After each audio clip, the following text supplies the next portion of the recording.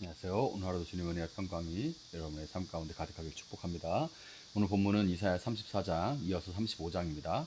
민족들아 가까이 와서 들어라. 백성들아 귀를 기울여라. 땅과 거기에 가득한 것들아 세상과 그 안에서 사는 모든 것들아 들어라.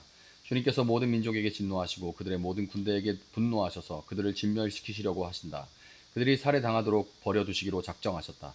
죽은 자들이 내동댕이 쳐져서 그 시체에서는 악취가 솟아오르며 홍수처럼 흐르는 피에 산들이 무너져 내릴 것이다. 해와 달과 별들이 떨어져서 가루가 되고 하늘은 마치 두루마리처럼 말릴 것이다. 포도나무의 잎이 말라 떨어지듯이 무화과 나무의 잎이 말라 떨어지듯이 하늘에 있는 별들이 떨어질 것이다. 나의 칼이 하늘에서 흡족하게 마셨으니 그 칼이 이제 에돔을 칠 것이다. 내가 나의 칼에게 에돔을 심판하여 진멸시키라고 명하였다. 재물을 잡은 주님의 칼이 어린 양과 염소의 피에 흥건히 졌고 수장에 콩팥 나온 기름이 그 칼에 엉겨 붙듯이 주님의 칼이 그들의 피에 흥건히 졌고 그 기름이 그 칼에 엉겨 붙었다. 주님께서 보스라에서 그 백성을 회생제물로 삼으시고 에돔 땅에서 그 백성을 크게 사륙하신 것이다. 백성이 들소처럼 쓰러질 것이다. 송아지와 황소처럼 쓰러질 것이다. 땅이 핏빛으로 물들고 흙이 기름에 엉길 것이다. 이때가 바로 주님께서 복수하시는 날이니 시온을 구하여 주시고 대적을 파멸시키시는 해, 보상하여 주시는 해이다. 에돔의 강들이 역청으로 변하고 흙이 유황으로 변하고 온 땅이 역청처럼 타오를 것이다. 그 불이 밤낮으로 꺼지지 않고 타서 그 연기가 끊임없이 치솟으며 에돔은 영원토록 황폐하여 영원히 그리로 지나가는 사람이 없을 것이다. 펠리컨과 고슴도치가 그 땅을 차지하겠고 부엉이와 까마귀가 거기에서 자리를 잡을 것이다. 주님께서 에돔을 혼돈의 줄과 황무의 추로 재실 터이니 에돔을 창조선처럼 황무하게 하실 것이다. 거기에는 나라를 세울 통치자들이 없을 것이며 백성을 다스릴 지도자도 없을 것이다. 궁궐이 있던 곳마다 가시나무가 솟아나고 그 요새에는 쐐기풀과 엉겅퀴만 무성할 것이다. 그것은 승냥이 떼의 굴이 되고 타조들의 집이 될 것이다. 거기에서는 들짐승들이 이리떼와 만나고 수렴소가 소리를 내어 서로를 찾을 것이다. 밤짐승이 거기에서 머물러 쉴 곳을 찾을 것이다. 부엉이가 집을 만들어 거기에 깃들고 그 알을 낳아 까서 제 몸으로 그늘을 만들어 덮을 것이다. 솔개들도 제 짝과 함께 그리로 모일 것이다. 주님의 책을 자세히 읽어보아라. 이 짐승들 가운데 어느 것 하나 빠지는 것이 없겠고 하나도 그 짝이 없는 짐승은 없을 것이다. 주님께서 친히 입을 열어 그렇게 되라고 명하셨고 주님의 영이 친히 그 짐승들을 모으실 것이기 때문이다. 주님께서 친히 그 짐승들에게 땅을 나누어 주시고 손수 줄을 그어서 그렇게 나누어 주실 것이니 그 짐승들이 영원히 그 땅을 차지할 것이며 세사토록 거기에 살 것이다. 아멘. 이사야 35장. 광야와 메마른 땅이 기뻐하며 사막이 백합화처럼 피어 즐거워할 것이다. 사막의 꽃이 무성하게 피어 크게 기뻐하며 즐겁게 소리칠 것이다. 레바논의 영광과 갈멜과 샤론의 영화가 사막에서 꽃피며 사람들이 주님의 영광을 보며 우리 하나님의 영화를 볼 것이다. 너희는 맥풀린 손이 힘을 쓰게 하여라. 떨리는 무릎을 굳세게 하여라. 두려워하는 사람을 격려하여라. 굳세어라. 두려워하지 말아라. 너희 하나님께서 복수하러 오신다. 하나님께서 보복하러 오신다. 너희를 구원하여 주신다 하고 말하여라. 그때에는 눈먼 사람의 눈이 밝아지고 귀먹은 사람의 귀가 열릴 것이다. 그때 다리를 절던 사람이 사슴처럼 뛰고 말을 못하던 혀가 노래를 부를 것이다. 광야에서 물이 솟겠고 사막에 시내 물이 흐를 것이다. 뜨겁게 타오르던 땅은 연못이 되고 메마른 땅은 물이 쏟아져 나오는 샘이 될 것이다. 승냥이 떼가 뒹굴며 살던 곳에는 풀 대신에 갈대와 왕골이 날 것이다. 거기에는 큰 길이 생길 것이니 그것을 거룩한 길이라고 부를 것이다. 깨끗하지 못한 자는 그리로 다닐 수 없다. 그 길은 오직 그리로 다닐 수 있는 사람들의 것이다. 악한 사람은 그 길로 다닐 수 없고 어리석은 사람은 그 길에서 서성거리지도 못할 것이다. 거기에는 사자가 없고 사나운 짐승도 그리로 다니지 않을 것이다. 그 길에는 그런 짐승들은 없을 것이다. 오직 구원받은 사람만이 그 길을 따라 고향으로 갈 것이다. 주님께 속량받은 사람들이 예루살렘으로 돌아올 것이다.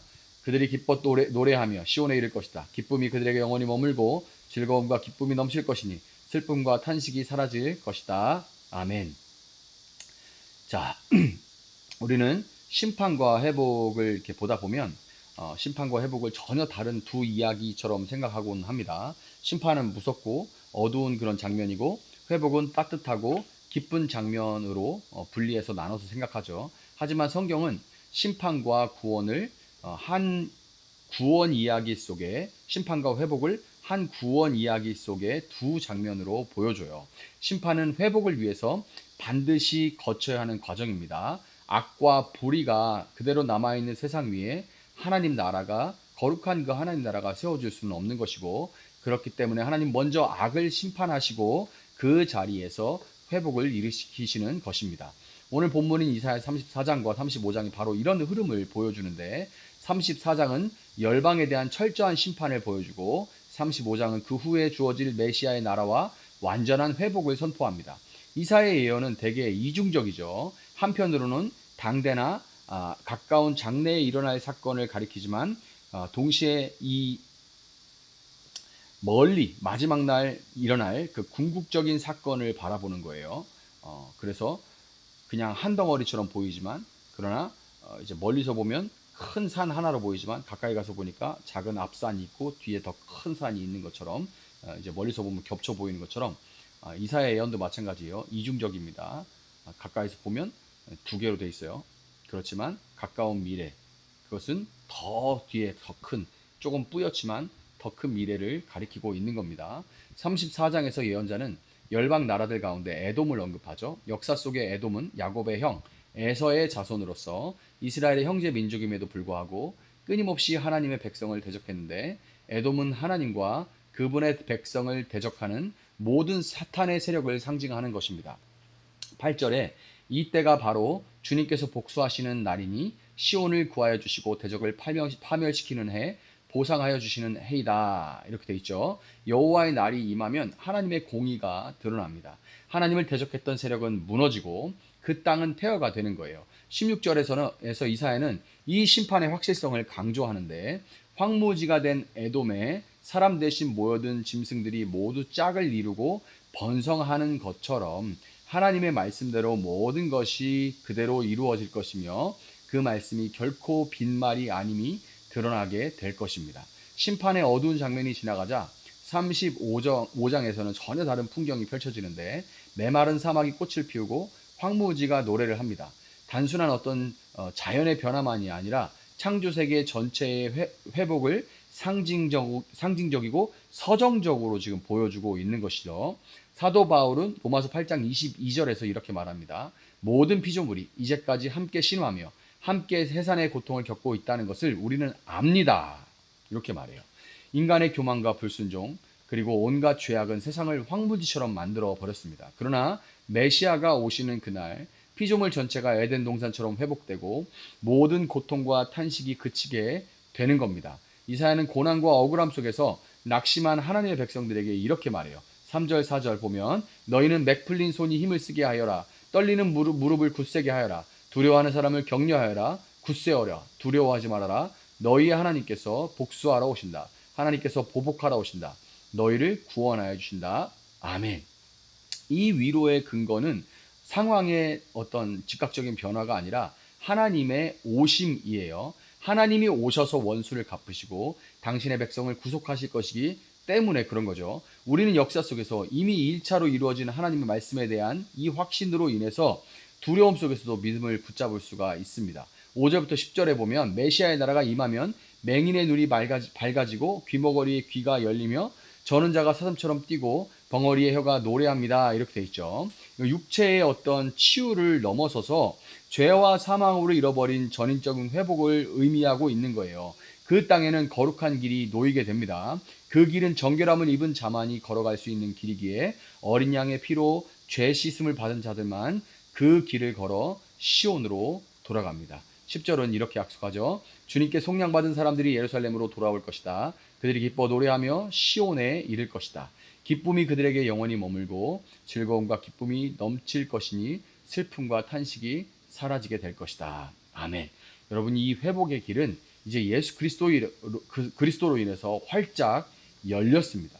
34장의 이 심판은 이 십자가에서 이미 성취가 되었어요. 예수님께 다 쏟아져 부음을 받았습니다.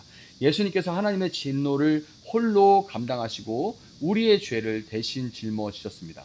35장의 회복은 예수님의 부활로 이미 시작되었고 예수님의 재림으로 반드시 완성될 것입니다. 우리는 이미 그 회복의 첫 열매를 우리는 맛봤고 이제는 그 완성을 기다리고 있는 거예요.